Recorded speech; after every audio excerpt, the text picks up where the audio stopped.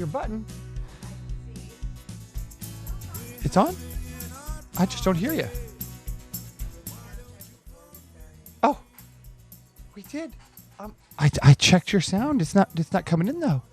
I'm gonna come over and check you out for a second. One more time. Hi. There it goes. Okay. You can hear me now? There it goes. Try again. Okay, hi. No, you want more? Wow, we have Oh, there it goes. Is it here? It's my button over here. The button is It out. actually, there's an actual... Lives are so much fun. Guess what we're learning today? Can they hear me? Yes, they can. Hey, beautiful artists. How are you doing today? I'm Cinnamon Cooney. I'm your art Sherpa. I do these art classes live just so we can have exciting moments like this together. Sorry. It's special. Well, I hope you're all still here because we're going to talk about something very important today. I think it's maybe one of the top 10 things I know that just messes with new artists and messes with that first couple years of an art journey, which is the muddy colors.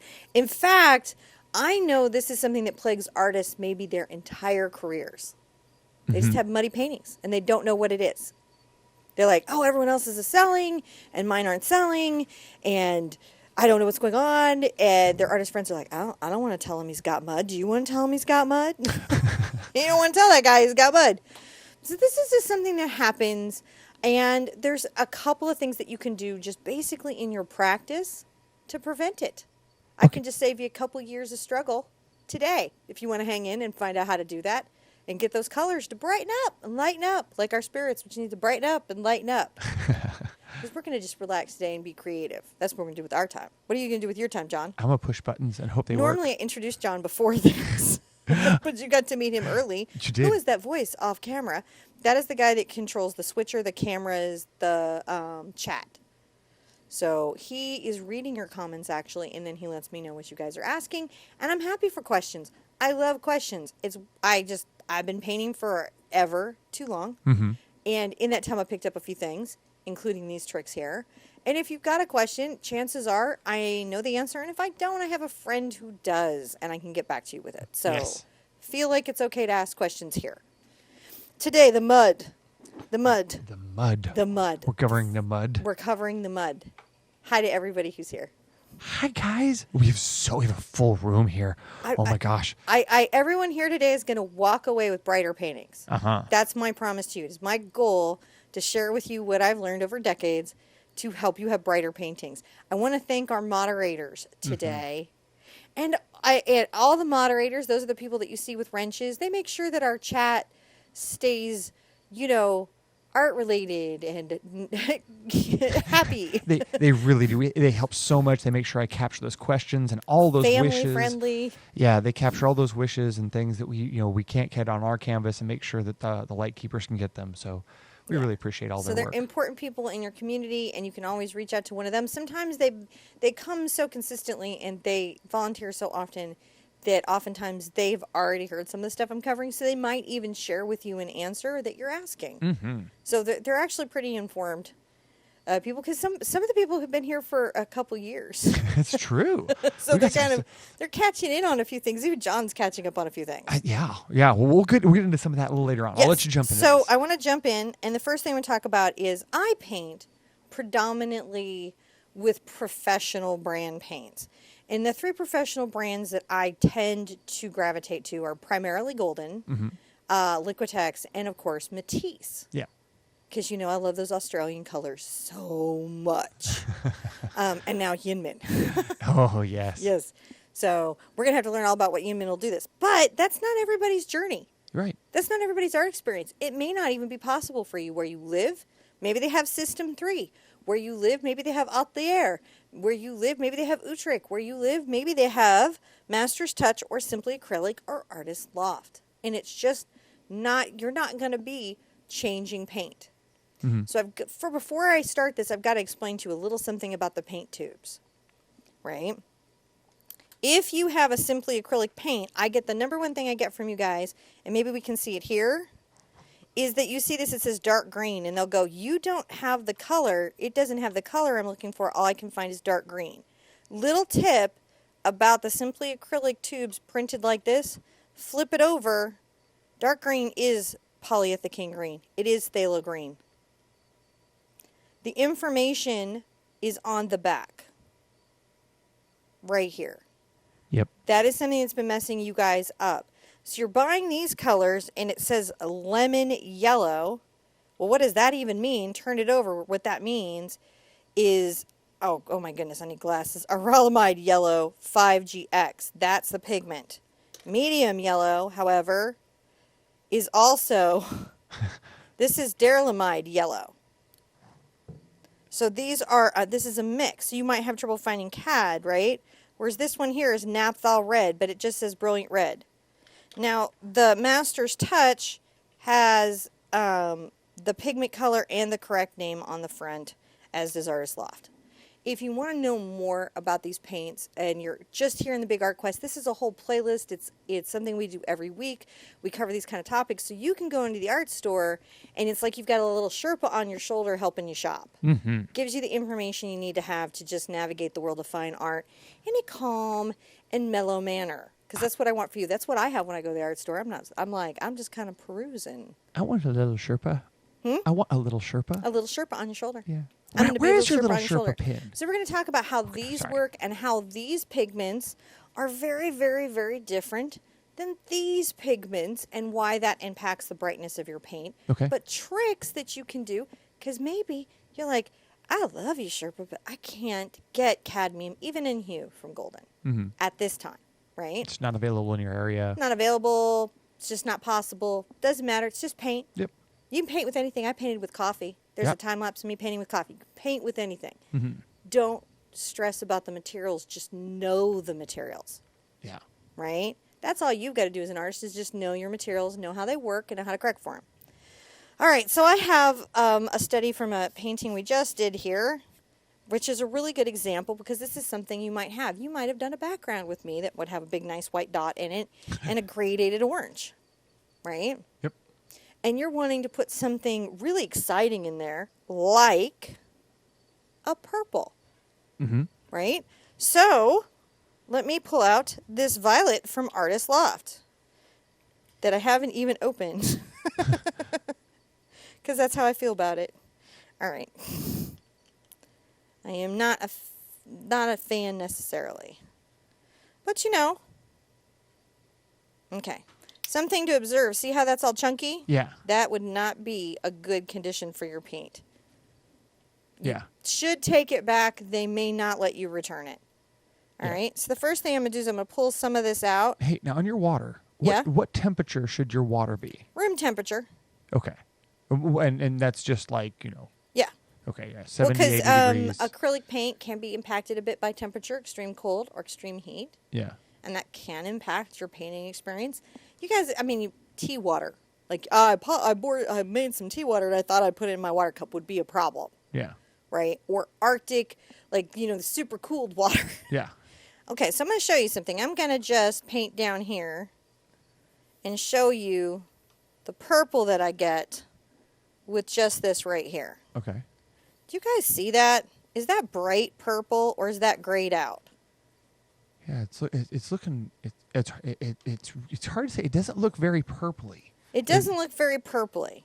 It's kind of got some gray edges on it there.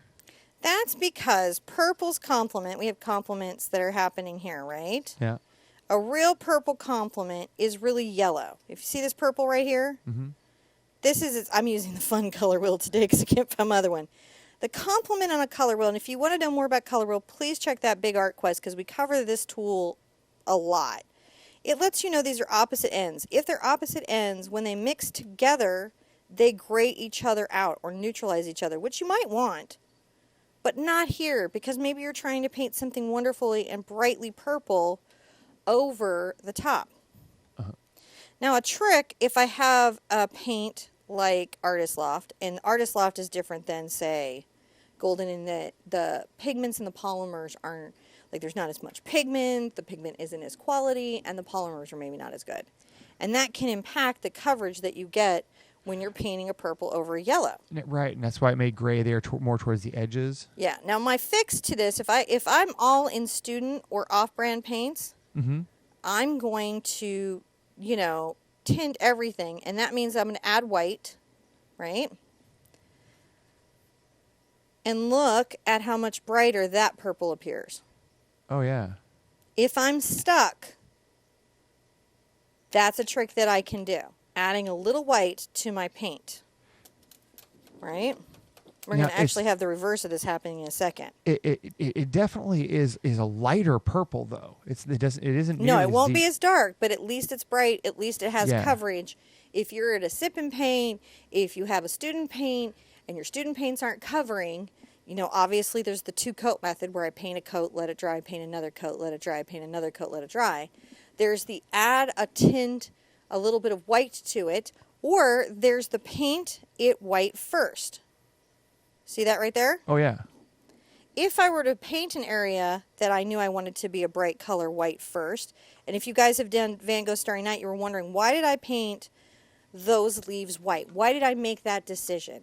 Because when I designed that painting, I was working at a sip and paint, and the materials we were given did not have very good coverage. Right? So I started to learn how to change the order of how I painted things and the method in which I painted things so that the paint that I had for me worked for me and worked for the people who were coming to the sip and paints. They had a bright, beautiful painting they were happy to take home. Only way to accomplish that was to paint those petals white first. Gotcha. That's why I was doing it. I get questions all the time. Right? So another thing that can happen to people is, all right, I want to paint a bright yellow. I'm just going to put out this lemon yellow here. All right, I want to paint a bright yellow. Yeah. I've just, you know, painted some purple, right? I rinse off my brush a bit, right? I rinsed off. I think it's clean, but I go to get it, and do you see what's in there? I saw some green there. You see how this is graying out? Yeah. So what is happening here a little bit, even over this, is that there was a little purple still in my brush. Just a little bit there, and just enough to kind of make it. Just not quite as bright as I'm wanting. Whereas if I take just yellow, actually I'll take a whole clean brush. I won't even mess around. You'll see me do this in my lessons sometimes where I'm like, change your water, change your brush. That is about, look how much, can you tell? I can, but can you tell how much brighter that is? So yeah, if you'll have to use this, it's difficult. It's very subtle here because of the light shift. But I'll see if I can. I'm gonna exaggerate this problem. I think what we can do is I'm gonna come over. I'm gonna adjust RoboCam down just a bit. Okay, and maybe I can exaggerate. I'm gonna exaggerate the problem a little bit so you guys can see it a little more. This is what's happening here.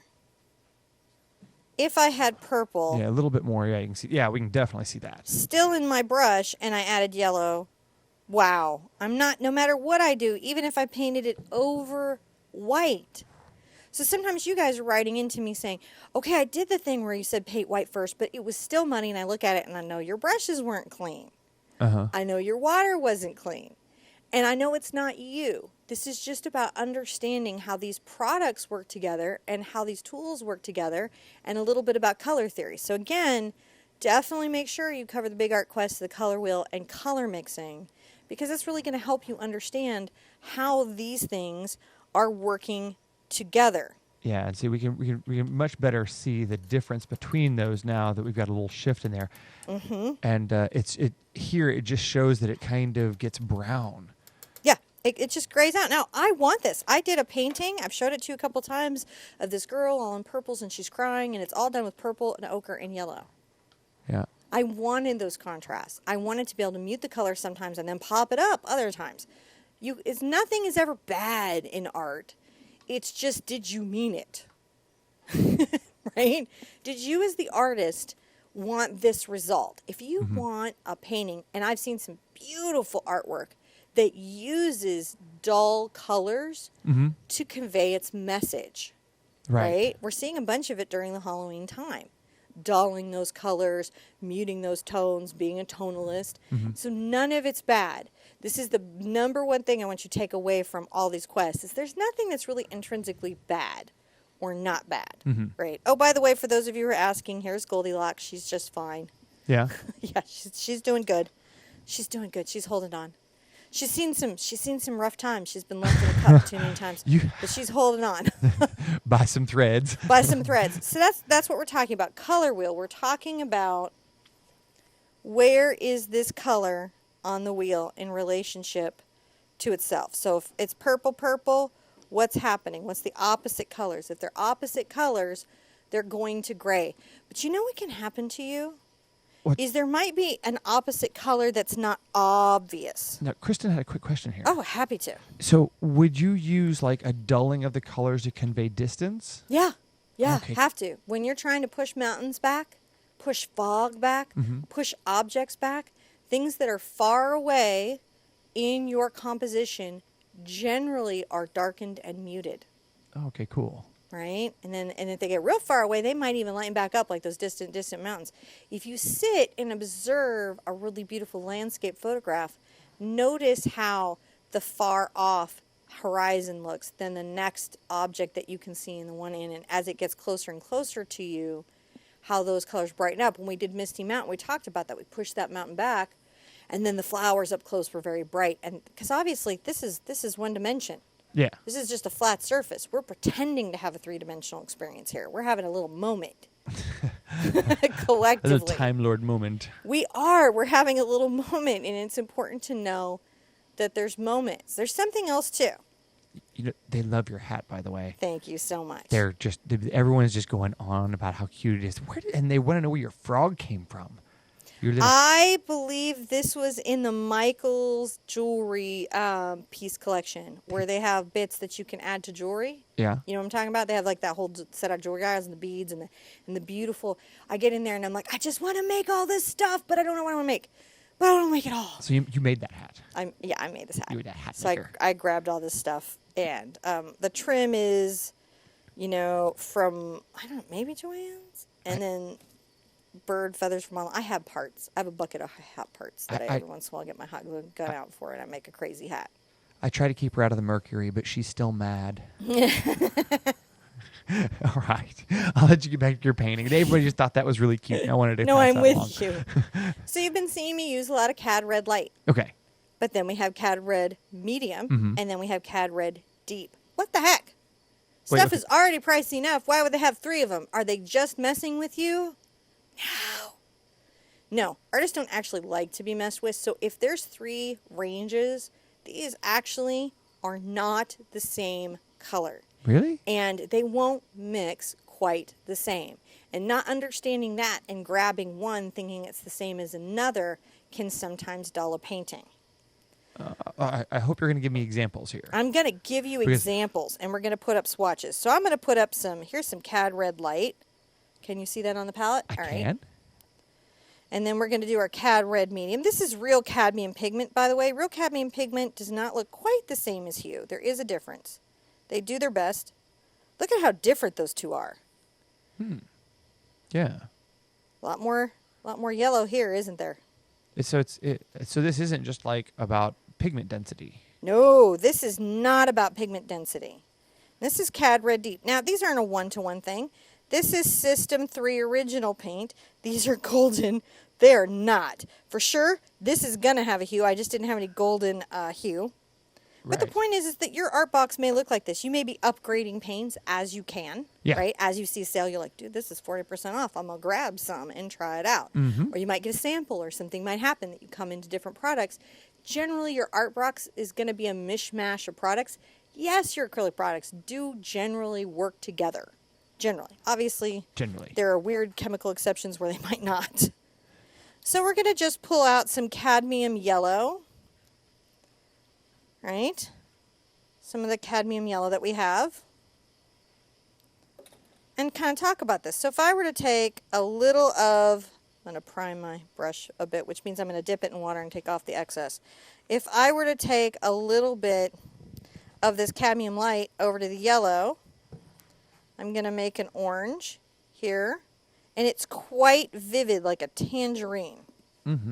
Right, so I'll put some right there. This is how I got this background on this painting. It was cadmium red light. I don't like to make y'all buy new paint. Okay. So when I do, it's generally because there's a reason. They think you need to clean your water. This one we're saving because I'm a demo problem. Okay. And we can get new water. But see how this is not as bright? Yeah. Oh, yeah, I see that. Look at that. Is that as bright? No, it's more. No. Yeah. It's orange. But It's all cadmiums, but it's not as bright. That's interesting. Isn't it interesting?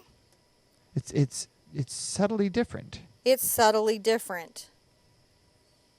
Cad Red Deep. Definitely different than these two, isn't it? Yeah. Look at this one. It's bright, but it's not light. Huh. So if you were trying to paint a bright painting, this middle range of colors might mess with you. Gotcha. Would you be like, wait, what? But why do we paint with cadmiums? Why do we bother? Why do we bother to paint with cadmiums? Why did Bob Ross and Thomas Kincaid bother to paint with cadmium paints? We're all aware of cadmium and what it is. We know. I mean, I don't work in a paint factory, and all the paint factories take really good care of their employees. But you know what I'm saying? Ruby Rod knows. Ruby Rod knows. Ruby Rod! Right. Why would we do that? Because cadmium has visual properties, besides being incredibly light fast and durable, and its color intensity is like none other. When you get a bunch of red outs, you start to realize, oh, these are not all made equal at all. Red being one of the hardest ones to do. But cadmium colors, do you remember if any of you have ever been in a Thomas Kincaid gallery and they dim the lights and then the paintings all glow? Oh, yeah. That's cadmium. High reflex index. In artist palettes that have very bright, vibrant, lush paintings, you're going to often see cadmium. I'd say, like, I'm just going to make a general statistic here. I haven't researched it all. 8 out of 10 artists. But it's going to be high. I mean, I can't even think of one off the top of my head. Yeah. That I know that paints bright colors that doesn't rely on cadmium as a way of getting there. Oh, I know one. And he uses the Peril red. Oh, Chris, that's right. Yeah, he All does. Right. Peril red. So at least one. There's at least one. I know he does like a lot of bright red stuff too. Yeah. But it's equivalent in price. Exactly. And the yellows, it may not do the glow thing. The cadmium does the glow thing. And the glow thing is pretty cool. We all love the glow thing. When I'm doing, one of the things you'll notice about if you do Spooky Town with me, you're going to notice that when you turn the lights down, it's as if Spooky Town is glowing if you use the same materials. Oh, that's true. Have any of you noticed that yet? That as it gets to dusk, it's like your paint is aglow? Mm-hmm. Yes. Yes. I used to be in the same shows around Mr. Kincaid. And we certainly knew what all the stuff was going. They'd be like, the Master of Light. And we'd be like, Master of Cadmium. Master of Cadmium. But okay. But okay. And you, too, can know what Bob knows and know what he does. That doesn't mean you should eat paint products. But listen, I got to tell you, none of this is edible. None of this is food grade. And none of it goes in your mouth, your eyes, or your lungs. Don't eat it. And the paint companies are very generous with their safety information. And most of you are not going to take a sander to your painting and make this airborne. Yeah, right? Don't sand it. Don't eat it. I mean, like. Yeah, if you're sanding a painting, you do. Anytime you're sanding any painting, I don't care what you use, put a mask on. I think that's a general rule for all paint, though. If you're going to sand paint, if it's on your wall or wood, anything like that. Put a mask on. Yeah. So general safety rules apply. You know, don't body paint with this stuff. It's not body paint. They make body paint. Yep. Go watch Made You Look. She'll tell you what to use. She totally knows. Right? Completely safe. And then if you want to, like, paint cups, there's the cupcake people. We'll tell you what colors you can use in your food safely. These are not interchangeable. So there's a couple. That's just my thing. So there were a couple questions. I am happy to answer. They were coming up here. Okay. So this is actually a different color questions. So for ultramarine blue, should we have green shade or red shade? Okay.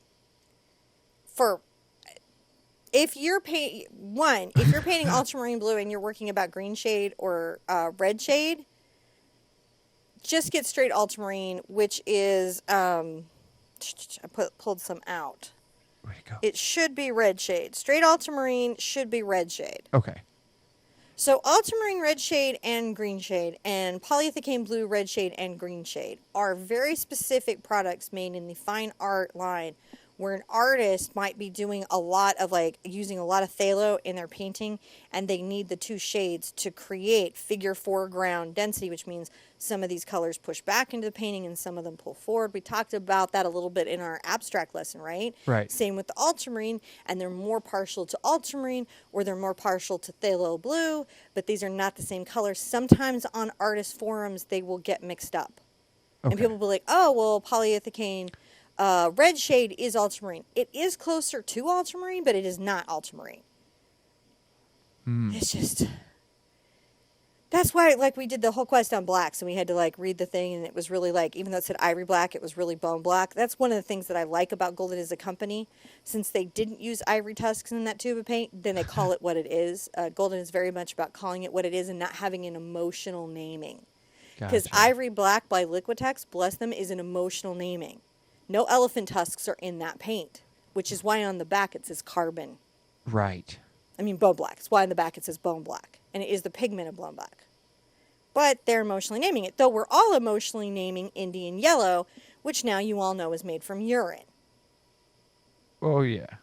Well, Not okay, anymore. So not like in like 150 You're years. So breaking my everyone's brain allowed on to call so it many Indian yellow because nobody's been running buffalo down and collecting your urine in a while. okay. See the So point? have you? Okay, so there's so many questions. Like there's so many questions. Okay, I'm happy to just answer. Let's pull out some ultramarine. Okay, so while you're doing that, have you used a lot of Grumbacher paint? I have used Grumbacher paint. So Beth wants to know if you've bought Grumbacher Level 1 and if that's a good place to start. I prefer the Galleria over the Grumbacher, Okay. just personally, for coverage. For coverage. And Artists that I know that work in the Grumbacher and Galleria regularly seem to, as a group, have a feeling that some colors are preferable between both brands, and they actually tend to interchange. interesting. Okay. And then grab some System 3 here and there. So when you're in those mid-tier paints and entry paints, a lot of times you'll be like, oh, in the Liquitex Basics, this color is okay, but the black bleeds every time I try to varnish. Oh, right. Yeah. Right? And this color glops, and you're going to notice that, like, it's kind of the Wild West out there, so you will be like, a friend of yours will be like, no, but this blue is fantastic. And then you'll grab it and you're like, it is. And then you'll find that you have this box of, what is happening in here? Everything's happening there. It's wonderful. It's wonderful. And again, there's always sales, and you can always try a Southern Ocean Blue. Cool. When you see it on sale, right? Grab a tube and be like, Then you're going to be hooked. I'm really sorry for what happens to you after you try it. Flame Gremlin's been lost to the Southern Ocean Blue. So there's a bunch of questions coming up on burnt umber too. Okay, I have some right here. Do you? Yep. Okay. What are the questions? It says, so first one is, why is golden burnt umber so hard to lay down even with a white lay down first? It's transparent. What do you mean? If you can pull the brown tub of paint, John, I'll show you. I have Okay. a Master's Touch here, which will also demo it.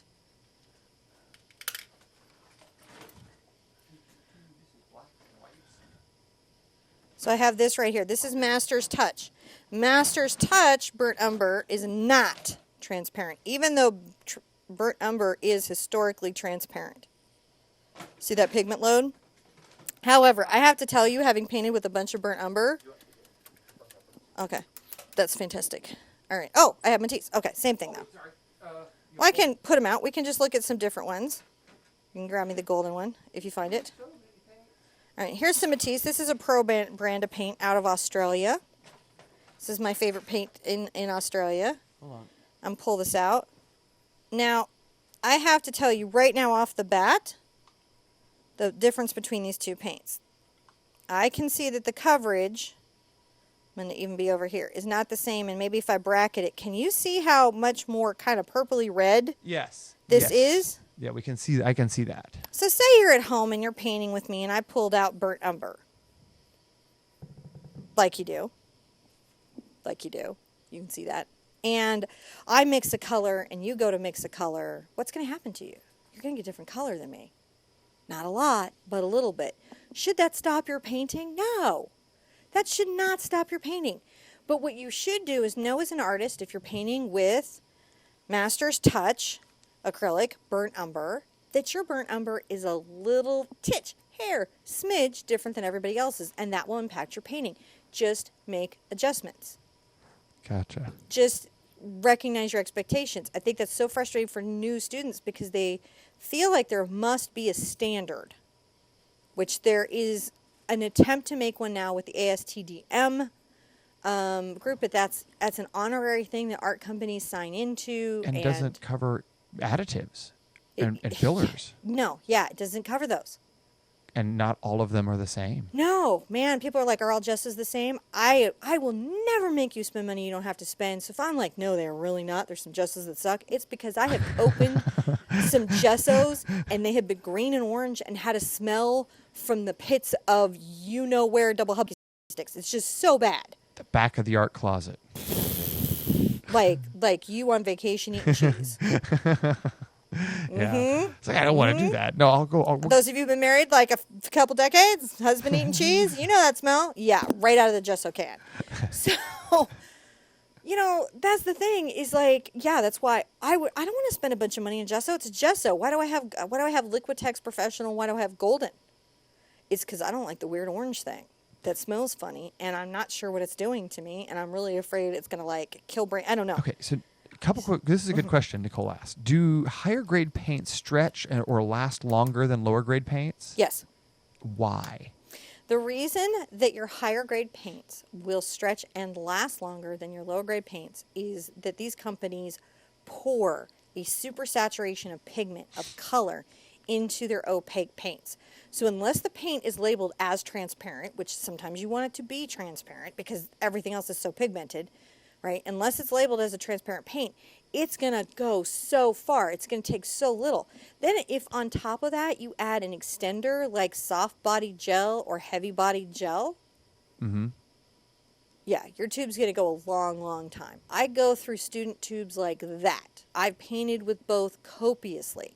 And what I will tell you is having to do 2 or 3 coats will cause you to use up the paint faster. It just will. You leave it out on the palette, you do all sorts of stuff like that. Yeah, there's just all kinds of things that are happening. Look what I had to do just to make my purple. And it's still not a perfect coverage. Oh, let's put out some Dioxazine purples, some real deal. Some real deal? Let's put out some real deal. What is Dioxazine? Do you even know? Do you know? No, I really don't. I know phthalo is the most complicated color they have to make in the paint factory, actually. But I don't know what Dioxazine is other than... it's a Series 6. And so this is my Dioxazine. On the back of this, one of the things that you can always check on good tubes, it will tell you how transparent or opaque. It will tell you how matte or how gloss. This is high gloss. It will tell you how thin or how thick it is. Like, is it going to hold the body of the brush stroke or is it going to self-level out? And it's going to tell you, will it tint? In other words, how much is this going to, like, it? I can barely, when they're talking about tinting, what they mean is how little purple do I need to take over to this white or this yellow or any color to impact it. Did I just roll my brush into my paint? I don't know. Did you? I did. I do that all the time. Do you guys do that all the time? All right, so I'm going to pull out just the Dioxazine. This is Golden's Dioxazine. And I'm going to put it here. Whoa. That purple. is not the same, is it? That's the difference. No way. Artist Loft. I mean, it's so dark, it's almost black on the screen. Yes. I actually have to. It's like add a little white to show the purple. Wow. That's why I bother. And it's got so many. I mean, as I zoom in, there's so many different purple in. This is why I bother with it. Why would I bother? Because I'm lazy. Because when I paint over white, I want it to look like this. Because I'm lazy. Oh, there it goes. Oh, wow. Right? Big difference. Yeah. Mix it with yellow. Very profound. Look at how grayed out that is. If I had any of this stuff on my brush and I went to get some yellow, this is the color I get. That's really Which is amazing. wonderful if I intend that. It's a great color. It's a great, great, great color. But not if I'm trying for bright yellow. That's pretty crazy. Other thing that happens to you guys is the dirty, dirty water. Okay. And I'm going to even get some more dogs in here. Oh, you know what I mean? I Like saw when that. you're like, Oh no. like, oh, it's so dirty. This will happen. I'll see people with water so sludgy, The like couple day old water. and then they're trying to pull out a bright white, and it's just not as bright. Yeah. And it really, I mean, like you've really made These are just things that can impact you when you're trying to. it's hard to, I think that maybe I need to adjust the camera a little more here. Okay, can you see it here? Here, I'll put a clean white next to it. Oh, maybe if you do that, that'll help. Because I don't have control of the iris from here. There's a clean white next to it. There you go. Yeah, you can see that a little See, better. it's just not as bright. Is it a huge deal? Sometimes it's not. But if your water's dirty throughout the painting and you're trying to paint something vibrant, There we go. yeah, you can kind of see it. These are subtle things, but they start to impact how the painting vibrates, right? So beyond color theory, which we cover in this, there's just it's called a studio practices, right? How do you wash out your brushes? Do you lay them flat when you dry them? Or do you put them in a cup? Because if you put them in a cup, they're going to do what's called flaring really quickly. The bristles are all going to open up, right? So how are your studio practices? My good studio practices is I know to change out my water. I know about switching brushes when we're doing a sunset. I know it's going to be purple at the top and yellow at the bottom. Why am I going to make you paint from yellow, then switch water, and then do purple? Why do I bother? Because I want you to succeed. I want you to win at your art journey. And sometimes I see you guys struggling in your art journey, and it's not you. It's these simple kind of pitfalls. I had a lot of black on my brush. Well, if you have a lot of black on your brush and then you go to paint other colors, they're not going to be vibrant. That totally makes sense. That's what it is. If complements are mixing each other, if you have a thin paint, right, that's the complement of this, right, which this is, and you paint over it, it's not going to be vibrant. And it still impacts. Now, I love the purple because it fights, but right here on the edge here, you can see the difference between the purple over this orange and the purple over the white. Yeah. You can see the difference between this true umber and whatever the heck this color is. Yeah. What is that color? It's This color. It says burnt umber. Well, turn it over. Does it say give you the ASTM number? It does not seem to be compliant with this, but it tells you the mix, how it got to it, what the pigments are. I mean, it's honest in its transparency. It doesn't look like it's ASTDM. I don't see that stamped anywhere. So if you go over there and look at the But what it tells you is it's acrylic painting of intense color and coverage. huh. Well, I guess that's kind of true. It did have good color and it did have good coverage, but it's not burnt umber. It's cad red medium, cad red light. Huh. Well, I think we're going to wrap up because the stream is starting to go out All right. here. So hopefully this is helping you on your painting journey and your art journey about ways that you can very simply, with the materials that you have without buying something new, make little adjustments in your painting practice to get brighter colors, and gives you some ideas of some actionable solutions that you can make with the kit you have today. Yeah. So it's really good to see you guys all. We love you. Love you. We will see you at the easel really, really soon. Bye-bye. Hit the buttons.